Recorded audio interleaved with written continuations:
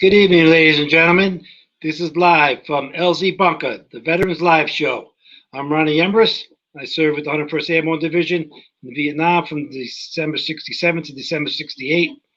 And today we'll be sharing with you some of my personal photographs that I took in Vietnam. Afterwards, we'll do a question and answer with our audience. You could just put your question in the comment section on the page. You could write it in there. And we'll have a big announcement for you all in a little while. Our new website here now is fallenneverforgotten.com is now live online. Matt put like a long time into that, redid it. Here's a 1-minute video tour of our new site to show you around.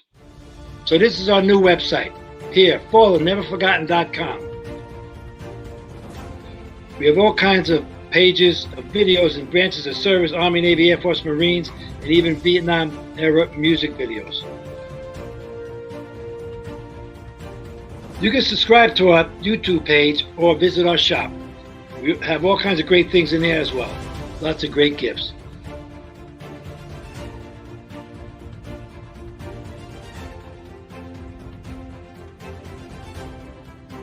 Then you can check out our book, Fallen Never Forgotten, Vietnam Memorials in the USA. It makes a great gift. It is a tribute to the men and women who never came home from the war that we never forget.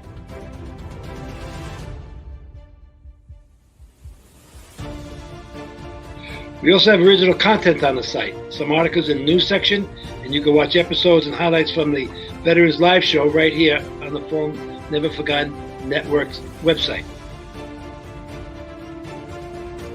And this is a favorite of a lot of people, the Vietnam Veteran Jukebox, Vietnam era music, with the public domain footage from our time in Vietnam edited together. And that's pretty cool. You know, guys in the jungle, planes flying over, helicopter assaults, you name it. And last, but certainly not least, we are making a Vietnam War timeline. You can look up major events that occurred in the war here by date. We're currently adding more dates every day, so there's certainly some information you guys are all going to appreciate.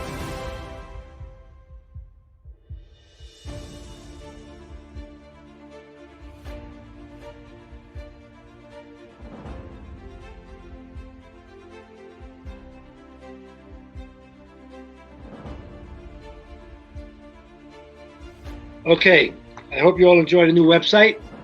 We put a lot of time into it, and we are expected to be a great wealth of information to you and the younger generation for years to come. And once again, the website is fallenneverforgotten.com.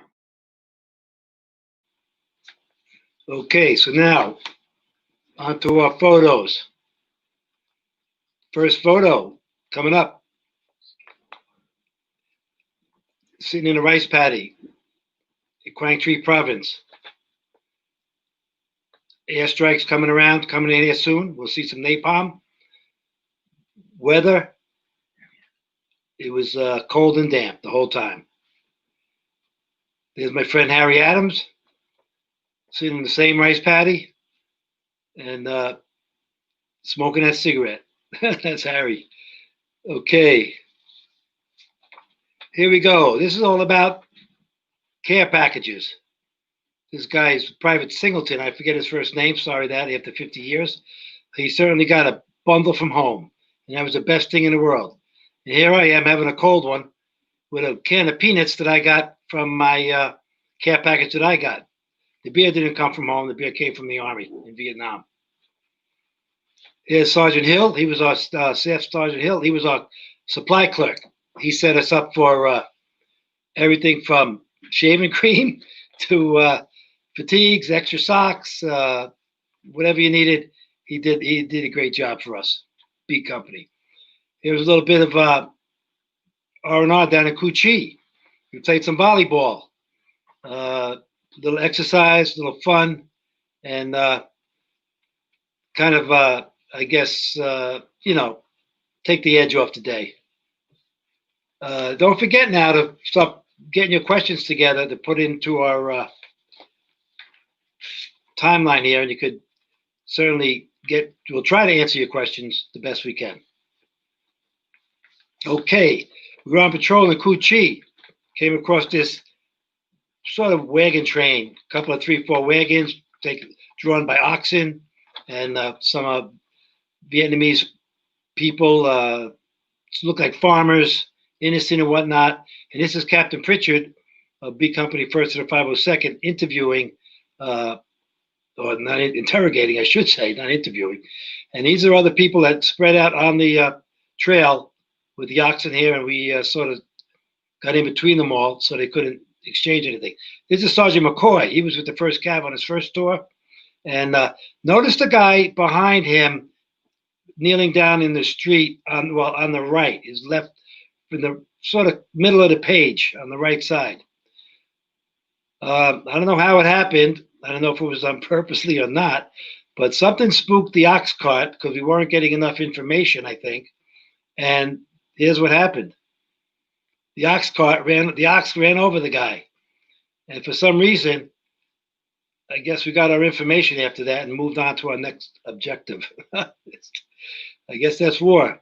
There's a bridge up in I-Corps. Once we got up north by the DMZ in late January, early February, this got blown up. I don't know if we did it or they did it, but we were on patrol around that area. This was a big refugee run, too, once the Tet Offensive started.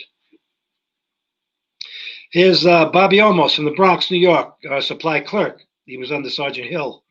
And about, let me see, the mid-90s, about 30 years later, they had a parade in New York City for Vietnam veterans.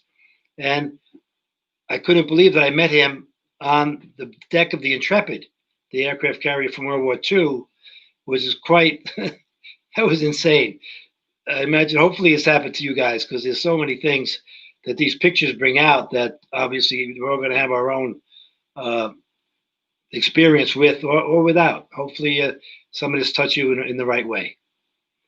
This was our first combat assault going from Cu Chi into the bush somewhere.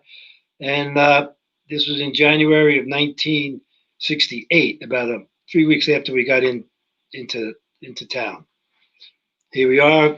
I'm sitting in again off the chopper here, and there's a C-130 flying by, pretty close, but everything was cool.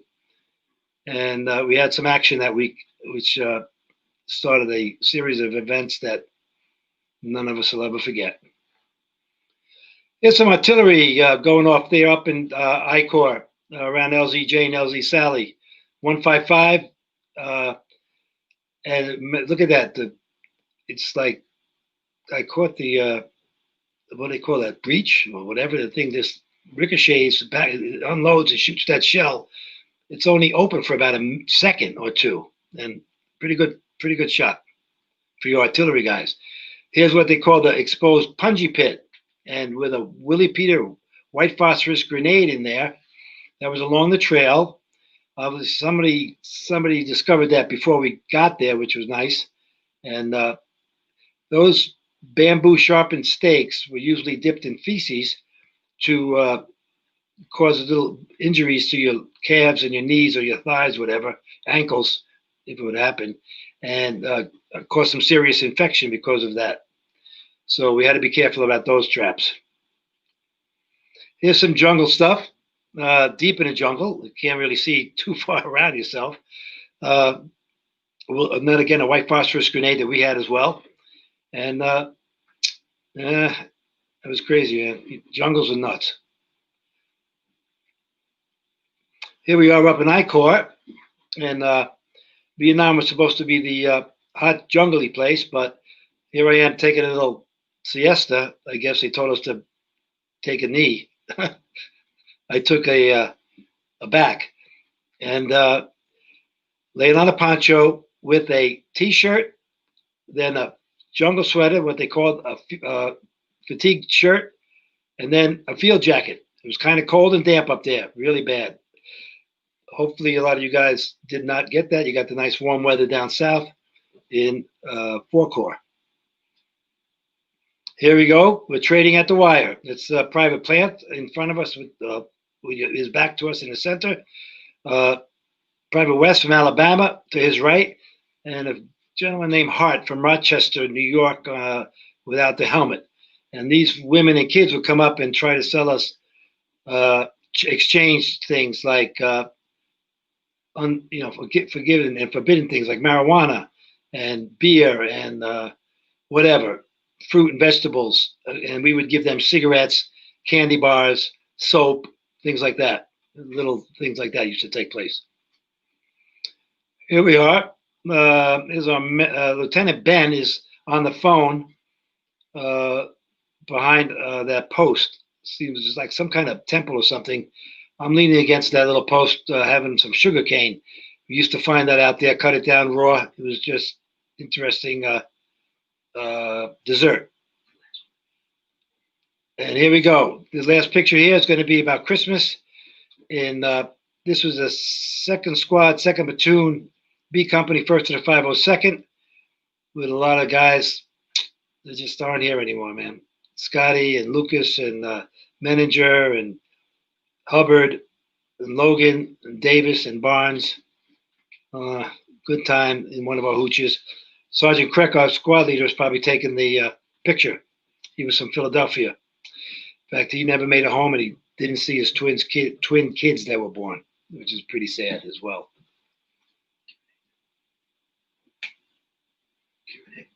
Okay, here we go. Here comes the video. Oh, questions. Yeah, where are those questions? Okay. Yeah, your brother was at Kuchi. They had a swimming pool. Great way to relax after battle. You're right. And actually, I saw one in Saigon, and some of the people had no idea, especially the Air Force guys. I couldn't believe because they was like sort of stationed at bases, and they had a what do you call more access to those kind of things than guys in the field who just came back for a little bit of,